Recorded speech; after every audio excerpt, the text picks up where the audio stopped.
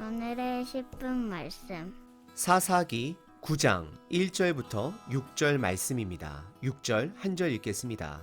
세겜의 모든 사람과 밀로 모든 족속이 모여서 세겜에 있는 상수리 나무 기둥 곁에서 아비멜렉을 왕으로 삼으니라. 사사기 8장 끝부분에서는 결국 기드온이 본인을 우상화하며 본인 스스로를 위해 에봇을 만들게 되었고 그의 고향을 우상 숭배하는 곳으로 만들게 되었음을 보았습니다. 그 결과 그의 욕망으로 만든 에봇이 그의 올무가 되어 이스라엘 온 백성들이 여호와를 기억하지 못하고 하나님이 세운 기드온 또한 그의 가문 또한 업신여겼다라고 성경은 말하고 있습니다. 그리고 사사기에서는 8장을 기준으로 앞으로는 더 이상 그 땅이 평온하였다라는 표현을 찾아볼 수가 없게 되었습니다. 8장은 우리가 하나님의 은혜를 남용하게 되면 그 은혜를 거둬가실 수 있음을 말씀해 주십니다. 오늘 본문은 하나님의 은혜가 사라지자 내부적으로 무너져가는 이스라엘 지파들의 모습을 보여줍니다. 저와 여러분 삶 속에서도 하나님의 은혜가 사라질 수 있다는 것을 기억하셔야 합니다. 사사기 9장은 사사기에서 처음으로 외부의 압제가 아닌 내부의 압제자의 모습을 보여주게 됩니다.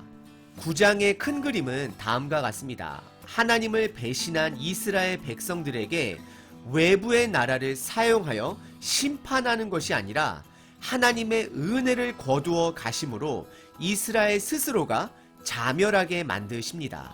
오늘 본문은 기드온의 아들 아비멜렉의 이야기입니다. 그는 스스로 왕이 되기 위해 정치적으로 두 그룹을 이용합니다. 그리고 그의 형제를 사륙하고 결국 그는 왕이 되는 내용을 담고 있습니다. 1절의 시작이 여룻바알의 아들 아비멜렉이 그의 어머니 지역인 세겜으로 향하고 있음을 보여줍니다. 지금 그는 왕이 되기 위해 첫 번째 그를 지지해줄 그룹을 만들기 위해 움직이는 것입니다. 참고로 여룻바알은 사사 기드온의 별명입니다. 그 뜻은 바알과 싸우는 자였습니다. 하지만 그의 삶의 끝은 스스로를 우상화하여 그의 아들에게 왕권에 대한 탐욕을 심어주게 된 것입니다. 그래서 그의 아들 이름이 내 아버지는 왕이다라는 뜻으로 기드온의 아들 아비멜렉이 스스로 왕이 되기 위해 만행을 시작합니다. 그가 그의 야망을 이루기 위해 향한 곳은 세겜 지역입니다. 세겜은 서쪽 므낫세 지파의 지역이고 나중에는 사마리아 지역이 됩니다. 그는 그곳에 가서 그의 어머니의 형제들에게 2절에 보시게 되면 70명의 사람들이 너희를 다스리는 것이 좋으냐 아니면 한 사람이 너희를 다스리는 것이 좋으냐라고 묻습니다. 이것은 그의 배다른 형제 70명과 본인을 비교하여 누가 너희를 다스리는 것이 좋으냐라고 묻는 것입니다. 그리고 그는 그들의 고륙이다 말하며 친척인 것을 강조합니다. 그리고 이 질문을 세겜의 다른 사람들에게 퍼지게 하여 3절에 세겜의 모든 사람이 아비멜렉을 왕으로 세우기로 그들의 마음을 모아줍니다. 아비멜렉은 아버지에게 배운 것이 믿음이 아닌 정치였습니다. 복음이 빠진 사람은 교회에서도 사회에서도 정치를 하게 됩니다. 나의 편을 만들기 위해 혈안이 되어 있습니다. 저와 여러분들 삶에는 복음이 반드시 있어야 합니다. 복음이 우리의 마음을 편안하게 할 것이고 우리를 지켜줄 것입니다. 그리고 정치적인 아비멜렉은 두 번째 그룹을 만들게 되는데요. 4절에 그의 아버지 황금 에봇으로 이어진 바알 브릿 신전에서 은 70개를 받아와 그곳으로 방탕하고 경박한 사람들, 즉 불량배들을 고용하게 됩니다.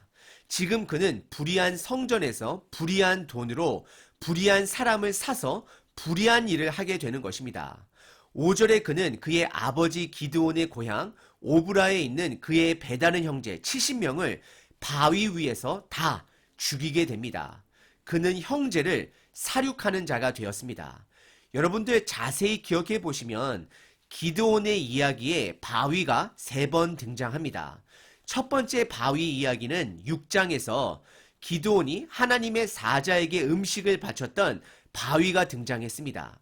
그리고 두 번째 바위는 미디안의 두 장군이 도망가던 중에 오렙 장군이 바위에서 죽게 됩니다.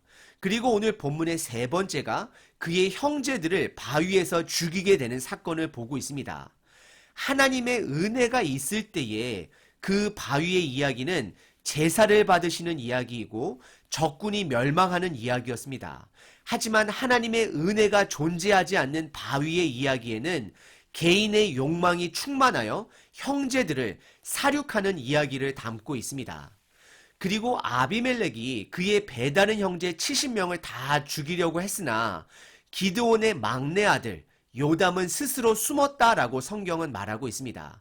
이것은 성경이 아무리 정치적으로 힘을 가진 아비멜렉이라 할지라도 모든 것이 그의 뜻대로 되지 않음을 성경은 보여주고 있습니다. 그리고 동시에 하나님께서 그들을 향한 은혜는 거두셨지만 여전히 하나님은 그들의 역사의 주인이 되어 그들을 주관하고 계심 또한 성경은 보여주고 있습니다. 그리고 6절에 세겜 사람들과 밀로라는 족속이 다 모여 세겜의 상수리 나무 기둥 곁에서 그 에비멜렉을 그의 이름에 나와 있는 대로 멜렉, 즉 왕으로 삼게 됩니다. 하나님의 동행함이 빠진 리더십은 스스로를 파괴할 수밖에 없습니다. 왜냐하면 그 리더십은 나만의 높아짐을 위해 상대방을 이용하고 제거해가며 스스로 무너지는 공동체이기 때문입니다. 기드온의 첩의 아들 아비멜렉은 정치적인 사람이었습니다. 스스로 왕이 되기 위해 본인의 어머님 친척을 이용하고 무상의 돈을 이용해 불량배를 고용하여 그 앞에 방해되는 그의 혈육을 제거하였습니다. 그리고 그는 스스로 왕이 되었습니다. 하지만 그의 죄는 왕이 된 것이 아닙니다. 문제는 하나님을 잊어버린 것이 가장 큰 죄입니다. 그는 기준을 잊어버렸습니다. 그래서 지금 그가 하는 행동이 죄인 줄 모르게 되는 것입니다.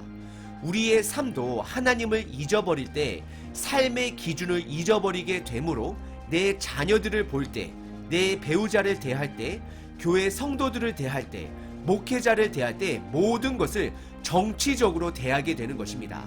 우리는 정치를 해서는 안 되는 것입니다. 영적인 것을 회복해야 하는 것입니다. 영적인 것은 복음을 말하는 것입니다.